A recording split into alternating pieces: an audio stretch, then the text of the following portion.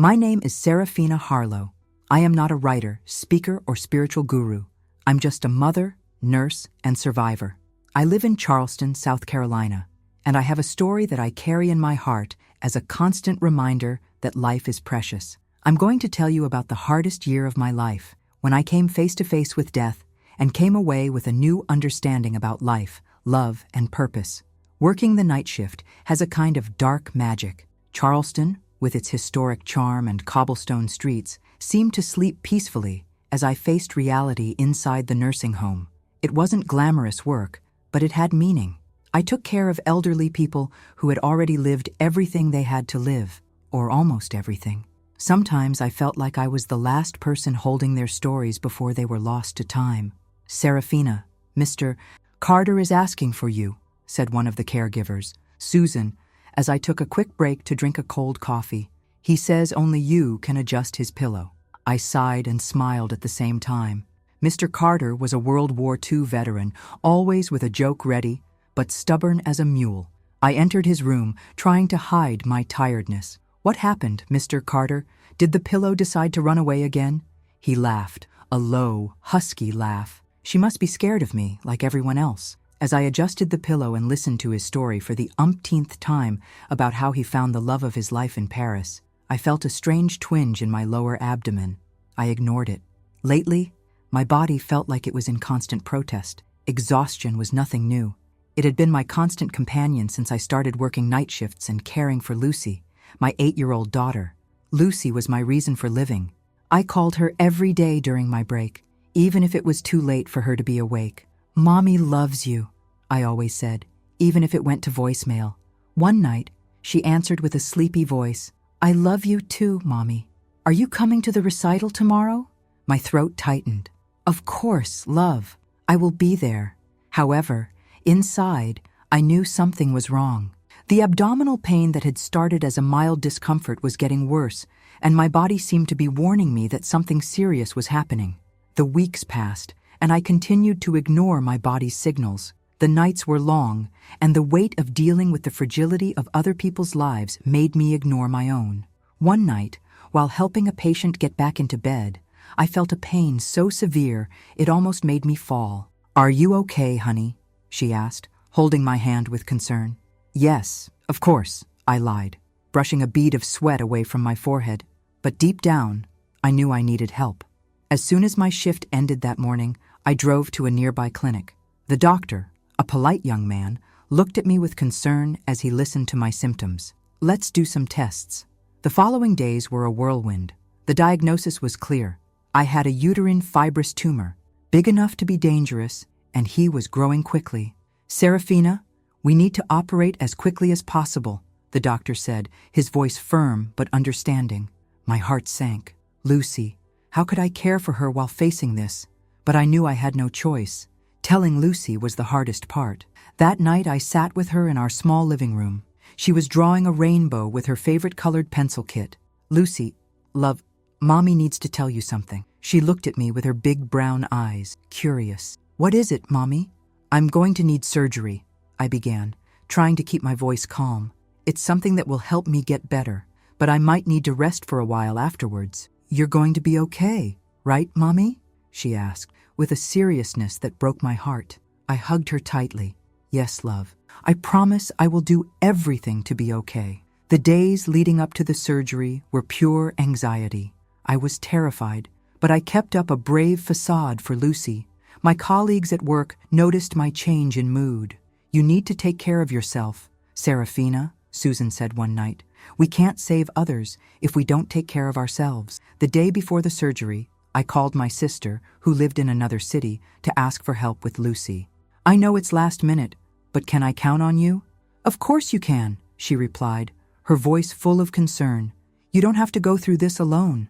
As I looked at Lucy sleeping that night, I promised myself I would do anything to make it back in one piece. I needed her as much as she needed me. The operating room was cold, lit by sterile lamps that seemed to intensify my fear. My heart was beating so fast it seemed to echo off the walls. Dr. Jonathan Weaver, my surgeon, approached me with a calm expression. His brown eyes were kind, and his voice was reassuring. "Seraphina, "We will take care of you. I know you're scared, but you're in good hands. This is your chance to turn this page." I just nodded, trying to swallow the anxiety that seemed to choke my throat. An anesthesiologist adjusted the mask over my face. "Take a deep breath," he said. The lights above began to blur, and my last image was of Dr. Weaver determinedly adjusting his gloves. When I woke up, everything seemed like a blur. My body felt heavy, and the pain pulsed, reminding me that I was still alive. A monitor next to me was beeping constantly. "You're in recovery," I heard a female voice say. I looked up and saw a young nurse, smiling reassuringly. "How it was?" I asked, my voice barely above a whisper. "The surgery was successful," she replied. "Dr. Weaver will be here soon to talk to you." I felt a brief relief. I had survived the surgery, but something didn't feel right. My body was weak, more so than I imagined, and a slight fever began to set in over the next few hours. Dr. Weaver came to visit me that night. He explained that the tumor had been removed, but the procedure had been more complex than expected. "Seraphina, you are a warrior," he said, trying to ease the tension. Now the focus is on his recovery. In the days that followed, I began to feel more intense pain and a high fever that did not subside. My skin was pale, and the beeping from the monitor beside me seemed increasingly urgent. I knew something was wrong. The nurses started coming in and out of the room more frequently, exchanging worried glances. One afternoon, while I was alone in my room, I felt a searing pain that took my breath away. I pressed the emergency button. Within minutes, a medical team, including Dr. Weaver, was at my side. "You have signs of a serious infection," he said, his voice serious. "We will initiate an emergency protocol." My body was moved to an ICU room. They started giving him antibiotics and IV fluids, but it seemed like the infection was always one step ahead. I felt my body getting weaker every day. My breathing was labored, and my vision was starting to blur. That night, as I struggled to remain conscious, my mind wandered to Lucy. I could imagine her laughing, her eyes shining as she drew in our living room. I remembered the promise I made to her. "I'm going to be okay." But deep down, a part of me was beginning to doubt. The pain was unbearable, and the fever burned like fire. Dr. Weaver entered the room later, looking tired but determined. "We're doing everything we can," he said. "But, Seraphina, we need you in this fight. Don't give up." I wanted to fight, but the darkness around me felt more and more welcoming. The pain was a constant reminder that my body was failing me. That night, my mind began to loosen. I felt like I was falling into a deep sleep, but unlike any other, when I fell into that deep sleep, everything changed. My body felt distant, like it was just a shell that I no longer needed to carry. Absolute silence took over me, and for a moment, I felt no pain. I felt like I was floating, as if I were being lifted by an invisible force. I looked down and saw my body on the bed, surrounded by doctors and nurses. The scene seemed frantic.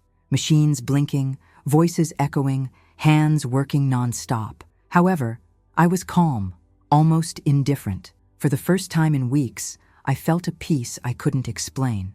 I didn't know where I was going, but something was pulling me away, as if I was being called to a different place, a place where pain and suffering didn't exist. The scene below me was both strange and fascinating.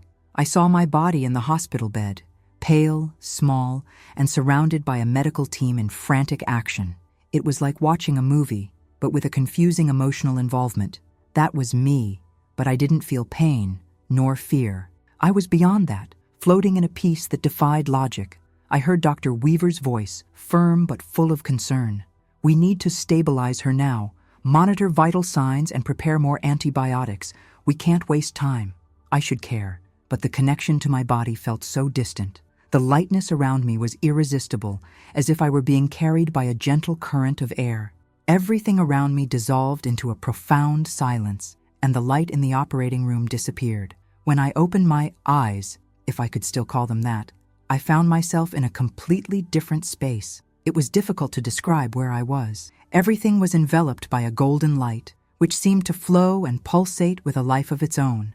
There were no walls, no floor, but I felt supported, as if the space itself was made of welcome. Every fiber of my being was at peace. The sound of heavy breathing and hospital machines was gone, replaced by a vibrant stillness. Suddenly, I realized I wasn't alone. A figure appeared in the light, radiating a comforting warmth. She wasn't human, but she wasn't strange either. Its form was vague, almost translucent, but it carried a presence that dominated everything around it. This figure had no voice, but his communication was clear and immediate, as if his thoughts were being infused directly into my consciousness. "You are safe here," transmitted the figure. Its name appeared in my mind as if it had always been there. Luminaris. "Who are you?" I thought, but the answer came before I could ask the question. "I am a guide," replied Luminaris, without words, but with a softness that touched my soul. "You didn't get here by chance. This is a transitional space where the weight of your pain cannot reach you." I wanted to ask more, understand more, but the words seemed irrelevant. All that mattered was what I felt: love, acceptance, a sense of completeness I had never experienced before.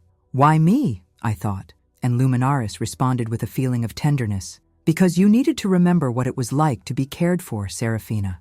You spent so much time taking care of others that you forgot to take care of yourself." As Luminaris spoke, other shapes began to manifest in the golden space. One of them was familiar in a way that made me hold my breath, even though I didn't need to breathe there.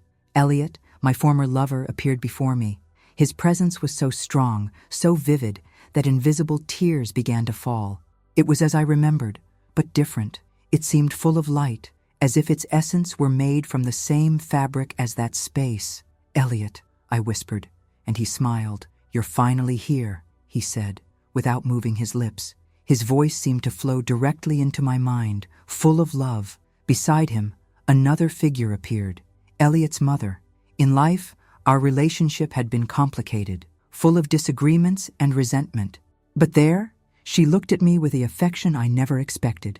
"Forgive me," I felt her say, and a wave of relief washed over me. I also asked for forgiveness, without words, and peace between us was consolidated as an eternal truth. Luminaris took me to a point where the light seemed even more intense, almost blinding. Images began to flow like projections in my mind. People working together, hugging each other, rebuilding a better world. "The future is not lost," Luminaris transmitted. "The leadership that will come in 2025 will be a catalyst for transformation. The world needs unity, and you have a role in that, no matter how small it may seem." I didn't fully understand what that meant, but I felt a surge of hope. It was as if each vision carried a promise that, despite the difficulties, humanity still had a chance to prosper. "You may remain here if you wish," said Luminaris, her presence now radiating calm and acceptance. "But know that there are those who need you on the other side." At that moment, I thought of Lucy. Your laugh, your hug, the way your eyes sparkled when you saw me. I thought about her questions, about how much she needed me. My decision was instantaneous. I need to go back. Luminaris did not show surprise, just conveyed one last message. Take with you what you learned here. And remember, love is the essence of everything. The light began to dissipate, and I felt my body pulled back to reality. The pain started to return, but my heart was stronger.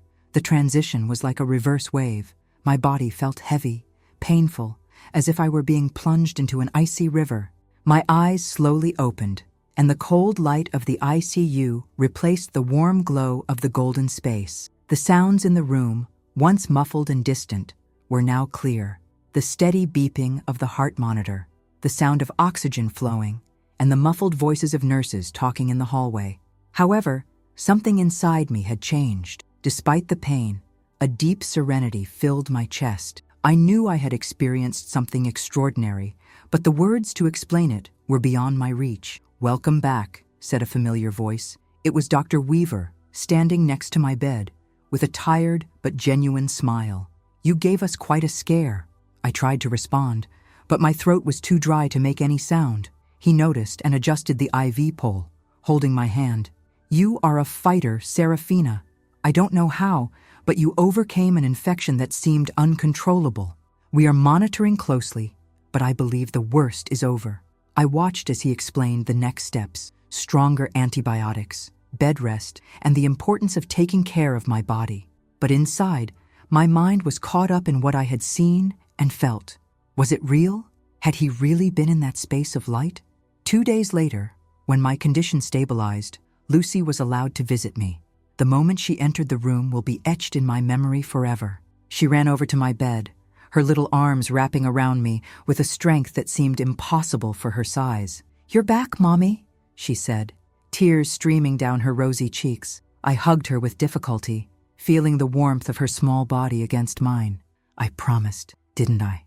I whispered, my voice hoarse but full of emotion. At that moment, I realized that coming back wasn't just my decision. I had been guided by something greater, and Lucy was the center of that purpose. We spent hours together in that hospital room. She told me about her drawings, about how her aunt had taken care of her while I was hospitalized, and how she prayed every night that I would be okay. "I knew you'd come back," she said, with the pure confidence of a child, "because you love me." Over the next few nights, as the hospital slept, I was alone with my thoughts. I relived the encounter with Luminaris, with Elliot and his mother, and the messages I received in that space of light. I tried to organize the pieces, but it was like trying to put together a puzzle where some parts were missing. Still, one thing was clear. I was not the same person who walked into that operating room. I realized that my return was not just a chance to continue living, but to live differently. Luminaris had talked about the essence of love, and I knew that this needed to be reflected in my choices. For the first time, I accepted that my health was important too, and that taking care of myself was an act of love for Lucy.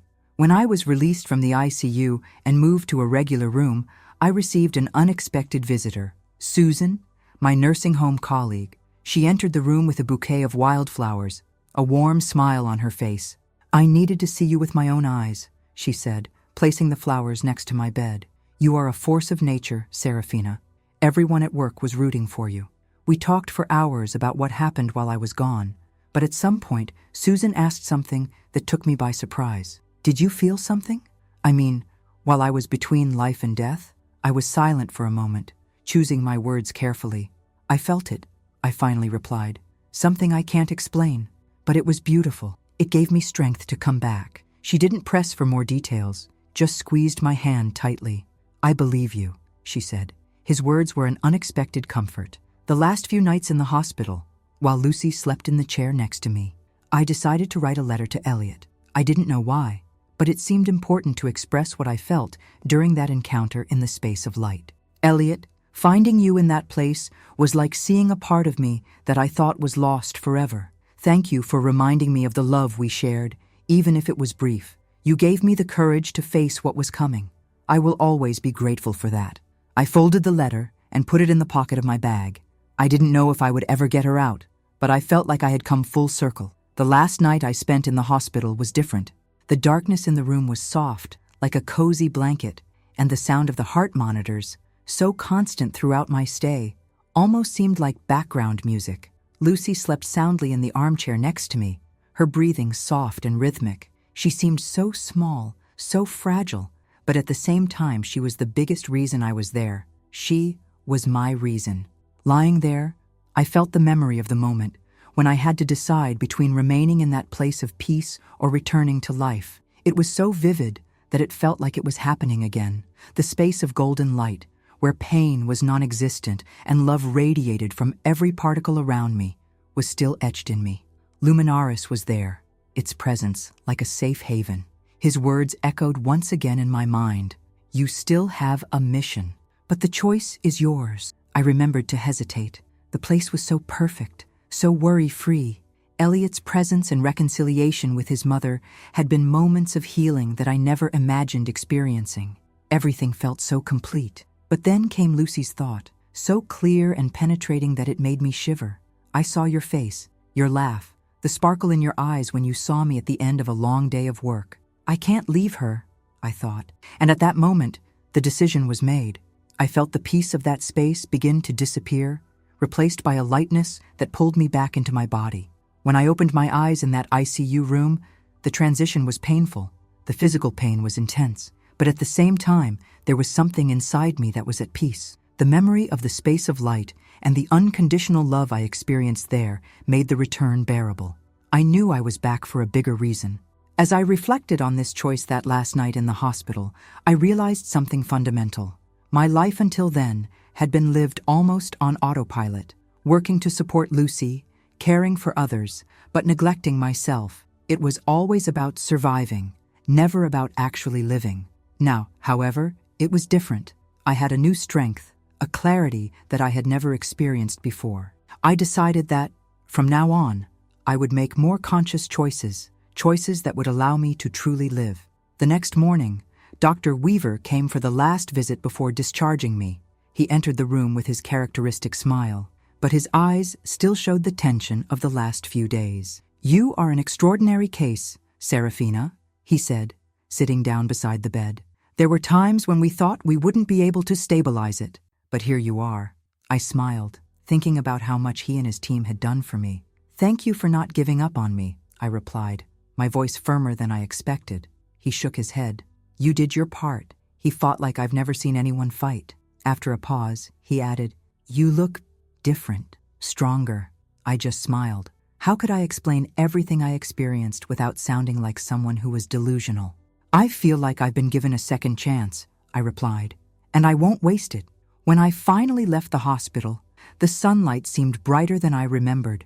The fresh Charleston air smelled like I had never noticed before, something between the salt of the sea and the sweetness of flowers beginning to bloom. Lucy held my hand tightly as we walked to the car. "Now you're going to be okay, right, Mommy?" she asked, looking at me with a hope that almost made me cry. "Yes, love," I replied, squeezing his hand.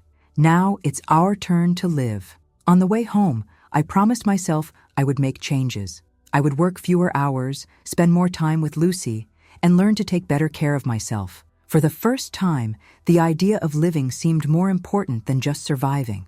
When we got home, Lucy insisted on making dinner, which meant poorly assembled sandwiches and orange juice. Sitting at the kitchen table, we laughed like we hadn't in months. The world seemed different now, brighter, more full of possibilities. Before Lucy slept, she brought out her sketchbook. "I did this while you were in the hospital," he said, showing a drawing of the two of us holding hands under a big rainbow. Below, she wrote, "Mom is my hero." I hugged her tightly, feeling the tears flow. "You're my hero, Lucy," I whispered. And at that moment, I knew I had made the right choice. The next morning felt like a new beginning. The sunlight streaming through the living room window carried a comforting warmth, as if it was greeting me back. Lucy ran around the house, full of energy, as if she wanted to make up for the time we spent apart. I, on the other hand, felt every part of my body more alive than ever, as if I had awakened from a deep, refreshing sleep. But what had really changed was within me. The experience I experienced during recovery, that journey of near death, had left an indelible mark on my soul. It was as if every moment now had more meaning. Simple things, like hearing the sound of the Charleston ocean waves or Lucy's laugh, had a depth to them that I had never noticed before. The first big change I made was reducing my hours at the nursing home. Dr. Weaver had warned me about the importance of not taxing my body while recovering, but beyond that, something in me knew this decision was necessary. I talked to my supervisor, an understanding woman named Margaret. She listened carefully as I explained that I needed more time to focus on my health and Lucy. "Seraphina, you are one of the best nurses we have," she said with a gentle smile. "But taking care of yourself is just as important as taking care of others. We will adjust your workload." It was a relief to hear those words. For the first time, I felt like I was putting my mental and physical health first, something I had never done before. With more free time, I started spending precious moments with Lucy. We took snacks to the park, painted together at the kitchen table, and made up bedtime stories. Every laugh from her was a reminder of why I had chosen to come back. One afternoon, as we walked along the beach, Lucy asked, "Mommy, what did you dream about when you were in the hospital? It looked like you had been sleeping for a long time." For a moment, I hesitated. How can you explain something so profound and transformative to a child? So, I decided to simplify. "I went to a very special place," he said, holding her hand. "A place full of light, where everything was peace. But I knew I needed to come back, because you needed me." Lucy smiled, squeezing my hand. "I'm glad you're back, Mom." The near-death experience also brought a new spiritual perspective to my life. It wasn't that I didn't believe in something before, But now I felt that connection more intensely. I started attending a small meditation group on Sunday mornings, something that helped me stay calm and reflect on the journey I had been through. At one of these meetings, I met Grace, a woman who had gone through a similar experience. We shared our stories, and she told me something that stuck in my mind.